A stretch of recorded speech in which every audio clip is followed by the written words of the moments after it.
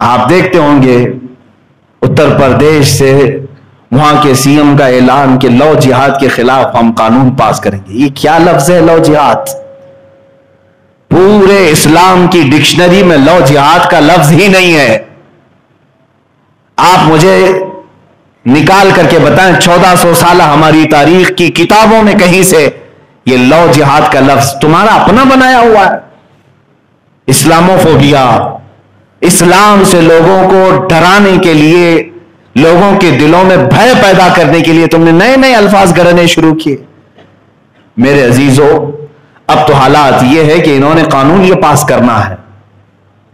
لو جہاد کا مطلب یہ ہے کہ کوئی بھی مسلمان لڑکا ہندو لڑکی سے شادی نہ کرے. ان کا کہنا یہ ہے کہ وہ لڑکیوں کو اپنے جال میں پھانستے ہیں اور پھر مسلمان بناتے ہیں.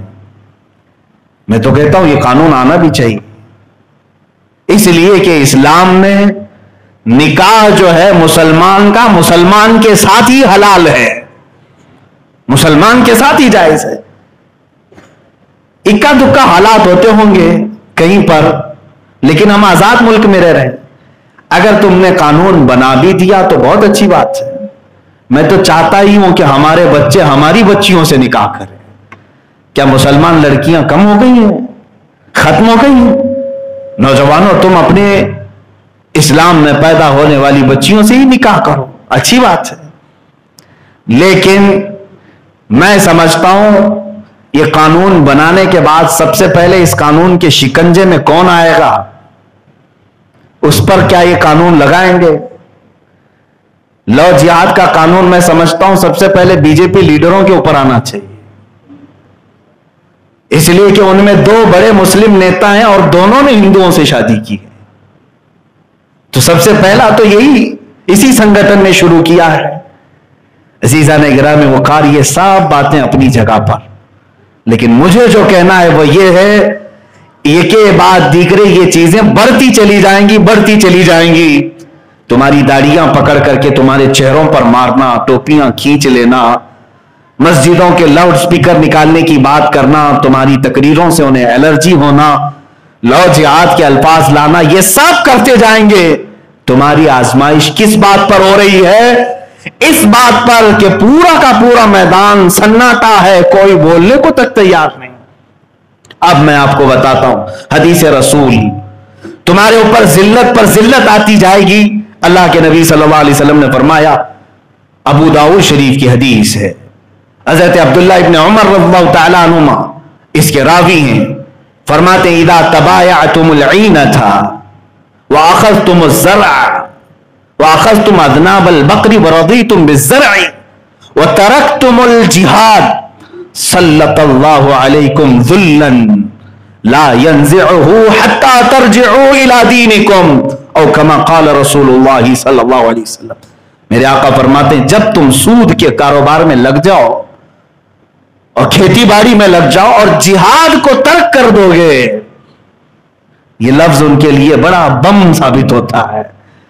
حضور اکرم صلی اللہ علیہ وسلم نے فرمایا جب تم جہاد کو ترک کر دو گے اللہ تمہارے اوپر ذلت کو مقرر کر دے گا، اور یہ ذلت نہیں ہٹائی جائے گی. لا ينزعه، یہ ذلت تمہارے اوپر سے نہیں ہٹائی جائے گی حتی ترجعوا الی دینکم، یہاں تک کہ تم اپنے پرانے دین میں واپس آ جاؤ. جب تک تم لوٹ نہیں آؤ گے اپنے اقدار پر، اس وقت تک تمہارے اوپر ذلت مقرر کی جائے گی. عزیزان گرامی وقار، وہ کون سا پرانا ہمارا دین ہے؟ وہی صحابہ اکرام رضوان اللہ تعالی علیہم اجمعین کا، صحابہ کے بعد تابعین کا. جانتے ہیں جنگ تبوک کیوں ہوئی تھی؟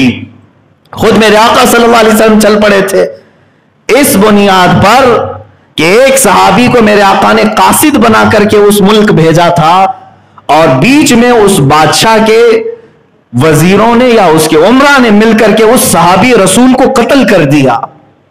ایک ایمبیسیڈر کو قتل کرنا، ایک سفیر کو قتل کرنا معمولی نہیں. میرے آقا صلی اللہ تعالی علیہ وسلم کے سفیر کو قتل کیا گیا تو کیا یہ سوچ کر کے حضور خاموش بیٹھ گئے؟ چلو ایک آدمی ہی تو گیا ہے، دوسرے ملک میں مرا ہے. نہ، اللہ کے نبی صلی اللہ تعالی علیہ وسلم نے صحابہ سے کہا کہ یہ ایک شخص کا قتل ہونا پورے اسلام کی توہین ہے. رسول پاک صلی اللہ علیہ وسلم کے سفیر کا قتل کرنا یہ رسول کی توہین ہے. اٹھو. سب مدینے سے نکلے. اللہ کے رسول صلی اللہ علیہ وسلم نے اسی جہاد میں فرمایا تھا کوئی اپنے گھر میں نہیں بیٹھا رہے گا, کوئی اپنے گھر میں نہیں بیٹھا رہے گا. چل پڑے. اور آپ کو میں بتاؤں 3 صحابہ پیچھے رہ گئے تھے. 3 صحابہ چھوٹ گئے. حضرت کعب بن مالک رضی اللہ تعالیٰ عنہ اسی جہاد میں نہیں جا سکے تھے. انہی کی بیان کی ہوئی حدیث میں آپ کو بتاتا ہوں. وہ کہہ رہے تھے کہ ہم نے سوچا رات کو نکل جائیں گے, حضور کی جماعت جا رہی ہے تبوک کی طرف, لیکن ہم نے سوچا تھوڑی دیر سو لیتے ہیں, مدینے کے باہر جا کر کے مل لیں گے. صبح ہونے کے بعد تھوڑا اور کام آ گیا, میں نے سوچا دوسری منزل میں تیز گھوڑا دوڑا کر کے مل لوں گا. سوچتے سوچتے رہ ہی گیا, حضور چلے گئے اور میں مدینے میں رہ گیا. اس طرح 3 صحابہ پیچھے رہ گئے. کس لیے؟ ایک صحابی کا قتل ہوا ہے اور رسول کریم صلی اللہ علیہ وسلم پورے مدینے کو لے کر نکل پڑے باہر. تم لوگ یہ کہتے ہو آج کیا ضرورت ہے ہر چیز پر بات کرنے کی. میرے آقا صلی اللہ تعالی علیہ وسلم رحمت للعالمین تھے, لیکن ساتھ ہی اگر نا انصافی کسی ایک پر بھی ہو, میرے آقا مدینے میں آرام سے نہیں بیٹھتے, نکل آئے تھے. اب اللہ کے حبیب صلی اللہ علیہ وسلم تبوک سے واپس جب تشریف لائے 1 مہینے کے بعد, سب سے پہلے کیا فرمایا جانتے ہیں آپ؟ سب سے پہلے مدینے میں آنے کے بعد ارشاد فرماتے ہیں وہ کون لوگ ہیں جو تبوک میں ہمارے ساتھ نہیں آئے اور مدینے میں بیٹھے رہے, انہیں بلایا جائے. وہ حضرت کعب بن مالک تھے اور 2 صحابہ تھے, وہ حاضر ہوئے. حضور نے پوچھا کوئی عذر ہے تمہارے پاس, تبوک میں جہاد میں کیوں نہیں حاضر ہوئے؟ ان تینوں نے کہا کہ ہم چاہتے تو بہانہ بنا دیتے کچھ نہ کچھ. حضرت کعب فرماتے ہیں اس سے کیا بہانہ بنائے جو دلوں کے حالات بھی جانتا ہے. ہم نے کہا یا رسول اللہ صلی اللہ علیہ وسلم بس سستی اور کاہلی سے ہم پیچھے رہ گئے. اتنا سننا تھا. اللہ کے حبیب صلی اللہ تعالی علیہ وسلم نے کتنا بڑا ایکشن لیا جانتے ہیں آپ؟ حضور اکرم صلی اللہ علیہ وسلم نے پورے مدینے کے صحابہ کو اعلان کر دیا آج کے بعد سے ان تینوں سے نہ کوئی سلام کرے گا, نہ کلام کرے گا, نہ مصافحہ کرے گا, نہ ان کے گھر کوئی جائے گا, نہ ان کی کوئی چیز لے گا. پورا طور پر ان سے بائیکاٹ کرے. اور صحابہ حضور کی بات پر ایسا عمل کرتے تھے, دنیا ادھر سے ادھر ہو جائے, چھپ کر کے بھی کوئی ملنے کو تیار نہیں. حضرت کعب کہتے ہیں میری بیوی مجھ سے بات نہیں کر رہی تھی, اس لیے کہ اللہ کے نبی نے منع کر دیا. گھر والے دیکھنے کو تیار نہیں. حضرت کعب رضی اللہ تعالیٰ عنہ فرماتے ہیں ہمارے لیے یہ زمانہ اتنا سخت ہو گیا تھا جیسے لگتا کہ روز ایک موت ہے. ہم پچھتاتے آخر کیوں نہیں ہم گئے, کیوں نہیں ہم گئے. 40 دن تک بائیکاٹ چلتا رہا. ان کا جرم کیا تھا؟ کون سا گناہ تھا؟ میرے عزیزوں, صحابہ کرام رضوان اللہ تعالی علیہم اجمعین کو میں گناہ اور جرم سے تعبیر نہیں کروں گا, لیکن ایک بات صحابہ کی حضور کو اس قدر ناپسند ہوئی کہ جب کبھی اسلام اور سفیر اسلام پر حملہ ہو تو گھر میں بیٹھنے کا حق ہی نہیں, اور جو بیٹھا رہا صحابی بھی کیوں نہ ہو اس کا بائیکاٹ حضور نے کر دیا. اب مجھے بتاؤ صحابہ کا جب حضور صلی اللہ علیہ وسلم 40 دن تک بائیکاٹ کرتے ہیں صرف اس بنیاد پر کہ تم نے اسلام پر آنے والی آنچ کا مقابلہ کیوں نہیں کیا, تو پھر ان تمام گدی نشینوں کا کیا حال ہوگا, خانقاہوں کا کیا حال ہوگا, جو بڑے بڑے اپنے اکابر ہیں ان کا کیا حال ہوگا؟ کیا ان سے سوال نہیں ہوگا؟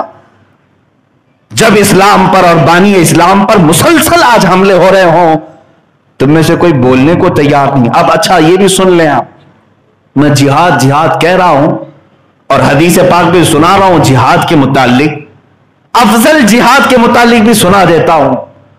یہ حدیث صحیح حسن صحیح ہے ترمذی شریف.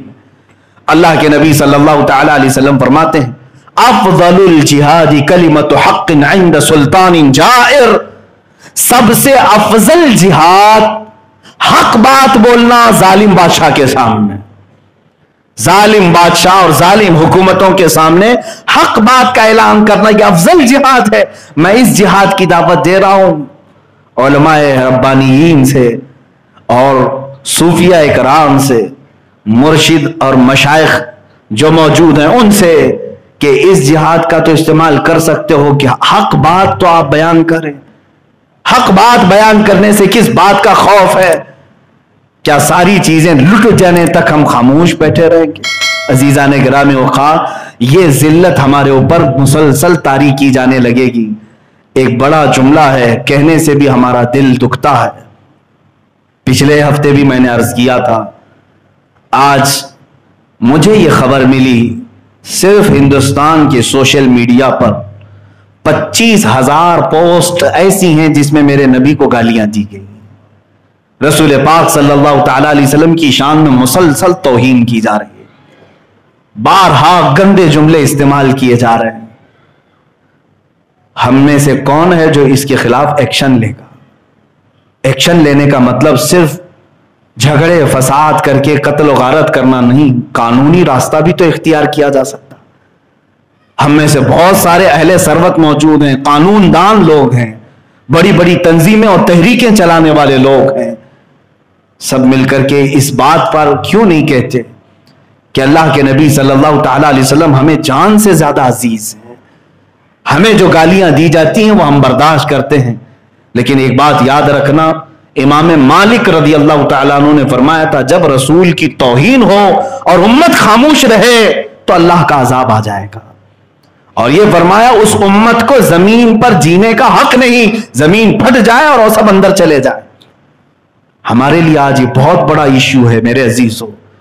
انٹرنیٹ پر 24 گھنٹے گزارنے والوں کو آج یہ تک خبر نہیں کہ تمہارے متعلق کیا کیا کہا جا رہا ہے. ہمارے بچوں کو اور ہمارے نوجوانوں کو گیم کھیلنے سے فرصت ملے تو ان معاملات میں کبھی کچھ کریں گے. چیٹنگ سے فرصت ملے، سوشل میڈیا، فیس بک، واٹس ایپ، انسٹا، یہ سب چلانے سے فرصت ملے تو پتا تو چلے کہ میرے نبی کی عظمت پر کہاں کہاں ڈاکے ڈالے جا رہے ہیں. اے عزیزو، میں یہاں دعوت یہ دینا چاہوں گا، الحمدللہ مجھے اس بات کا فخر بھی ہے کہ تحریک فروغ اسلام، جس کا میں بھی ایک ادنا خادم ہوں، انہوں نے ایکشن لیا ہے لیگل طریقے سے. کئی پوسٹوں کے خلاف سائبر کرائم میں کمپلینٹ بھی درج کرایا ہے، ان کے اکاؤنٹس بھی ڈیلیٹ کروائے جنہوں نے اس طرح کی گستاخیاں کی. میں سب سے یہی گزارش کروں گا، آج کے اس خطاب میں پھر اپنی اس بات کو دہراتا ہوں، آپ میری بات سے اگر اتفاق کر رکھتے ہیں تو مجھے بتا دیں پلیز. مجھے امید ہے کہ سب عاشقان رسول جمعہ میں حاضر ہیں. میں یہ چاہتا ہوں، حکومت ہند سے بھی گزارش ہے، پارلیمنٹ میں ایسا قانون بنائیں کہ آخری زمانے تک کبھی میرے نبی صلی اللہ علیہ وسلم کی شان میں کوئی گالی نہ دے سکے. ایک قانون تم یہ پاس کر کے ہمیں دے دو. بلکہ میں یہ کہتا ہوں، اس میں رسول کریم صلی اللہ تعالی علیہ وسلم کے ساتھ ہندوستان میں جینے والے جتنے بھی مذاہب ہیں، جتنے بھی ادیان ہیں، ان کی جو بھی مقدس شخصیات ہیں، ان سب کے لیے ایک قانون بناؤ کہ کوئی بھی مذہب والا کسی بھی مذہب کے مقدس شخصیت کی توہین نہیں کرے گا، ورنہ اس کو عمر قید کی سزا ہوگی. کیا یہ چیز صحیح نہیں ہمارا مطالبہ؟ میں نے یہاں تک کہا ہے کہ اگر اس طرح کا قانون بنانے میں کسی کی جان کی ضرورت ہے تو یہ فقیر حاضر ہے، میری جان لے لو. اور اللہ کے حبیب صلی اللہ تعالی علیہ وسلم کے متعلق جو آج سوشل میڈیا پر برسات ہو رہی ہے، اس کو روکو، اس کو روکو، اس لیے کہ ان کے متعلق اگر ہم سب خاموش رہے تو اللہ کا عذاب ہمیں گھیر لے گا. میں نے قرآن کی آیت پڑھی ہے، جو رسول پاک کی حکم کی مخالفت میں جیتے رہیں گے ان قریب اللہ ان کو فتنوں میں مبتلا کر دے گا یا دردناک عذاب میں گرفتار کرے گا. عزیزان گرامی وقار، یہ گھیرے اب تنگ ہوتے چلے جائیں گے. آگے کے دن وہ مجھے نظر آ رہے ہیں جب سانس لینے کی بھی دشواریاں ہمیں پیدا کر دی جائیں گی. کون مسجد میں آ سکتا ہے، کون پڑھا سکتا ہے، اس کا بھی ڈکلیریشن ہونا ابھی باقی ہے. سارے لوگ حکومت کی نظر ہو جائیں گے. اب کوئی ڈیموکریسی، کوئی جمہوریت کا نام باقی رکھنے کا ان کا ارادہ نہیں، صرف ڈکٹیٹرشپ ہوگی، بادشاہت ہوگی، رولنگ ہوگی. تمہیں کسی کو بات کرنے کا حق نہیں. اسی لیے جب تک آزادی ہے تمہیں بولنے کی، اپنے حقوق کا مطالبہ تو کرو. کم از کم مرنے کے بعد اللہ کے رسول صلی اللہ علیہ وسلم کی بارگاہ میں اتنا تو کہہ سکو گے کہ ان تمام مظالم کے خلاف میں نے آپ ہی کے منبر سے آواز تو اٹھایا تھا. خاموش رہو گے تو پھر ہر ایک کی پکڑ ہوگی، ہر ایک گرفتار ہوگا. عزیزان گرامی وقار، ان فتنوں کے زمانے میں آپ کا کیا رول ہونا چاہیے؟ آپ کا کیا رول؟ بہت سارے بچے ہم سے پوچھتے ہیں، آپ کی تقریریں ہم نے سنی ہیں اور